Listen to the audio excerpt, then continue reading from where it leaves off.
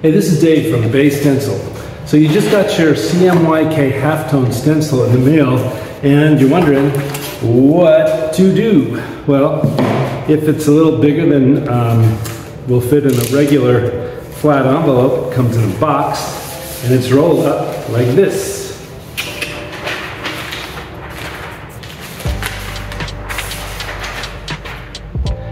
In some paper.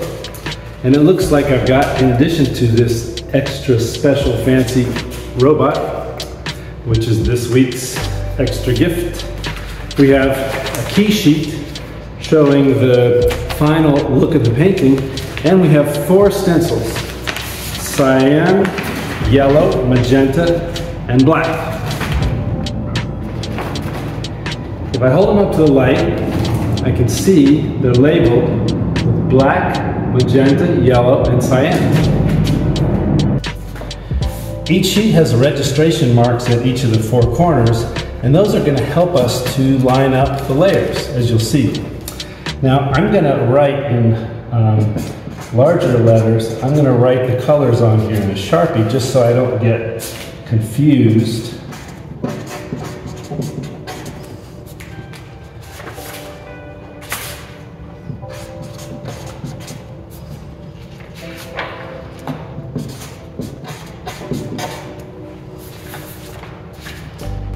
So what are we going to need to get started to paint our stencil?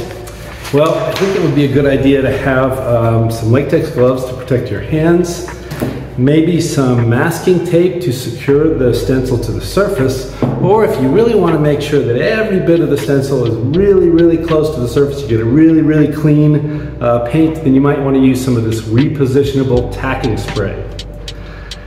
I often wear one of these, and I'm not your mom, but I've painted all day, and when I blew my nose the next day, it just all the colors came out, and all that paint was in my lungs. I really didn't like the feeling of that. So if you're going to paint for a while, use one of these and make sure you're in a well-ventilated area like this one. Finally, I like to have one of these around because I can use it to tap the stencil down to the surface to make sure the stencil is flush against the surface wherever I'm painting. And I almost forgot, we're actually going to need some paint to paint these stencils. We're going to want, because these are CMYK stencils, we're going to want C cyan, M magenta, Y yellow, and K black. I don't know why K stands for black, but it does. You can get pretty close to this. You should find black and yellow, no problem. If you can't find cyan, then maybe turquoise would do, but cyan is better. And if you can't find magenta, then maybe pink or hot pink or electric pink would work. But again, magenta is the best color to get. I always do a test painting of my stencil before I do it on a high value surface. I don't want to paint my car with this thing until I really know how it works. So when I use spray paint and I spray my stencil, I'm going to be about 8 to 10 inches from the stencil, and I'm going to hold the can as vertically as possible, because if I do this, I'm just going to gum up the jets in the can. Also, when I spray, I'm going to press the cap down firmly, and I'm going to move the can a lot so that the paint doesn't build up on the surface. I don't want this thing to look wet. And I almost forgot, if you're using dabber brushes instead of spray paint, that's great. You just are going to be dabbing your surface instead of spraying the surface. And the same things apply to the colors. You want to find yellow, magenta, cyan, and black. Let's go ahead and paint our first layer yellow. And let's use some of this tacking spray to make sure that this thing stays down really tight.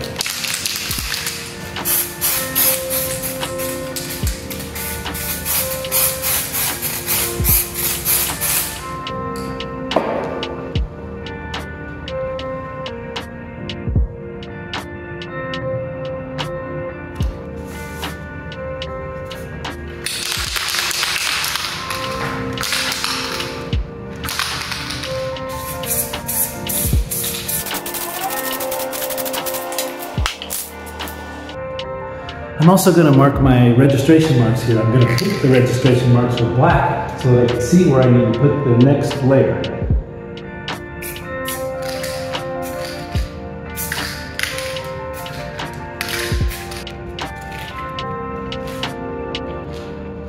So that turned out pretty well. Let's paint the magenta layer next, and let's do the same thing and give it a little spray adhesive.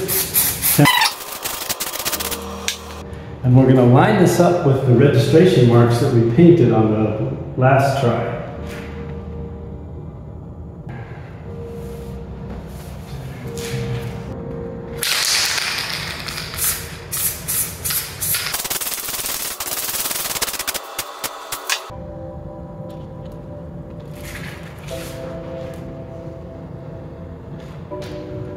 Cyan.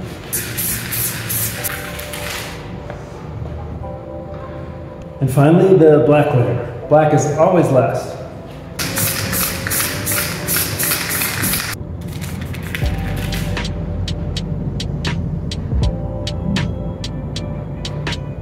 You saw what happened at the end there, right? I call that black magic. The reason that black does so much work there at the end is because it provides the highs and lows, that is the darks and lights, that actually cause your eye to see more color in this image than there actually is.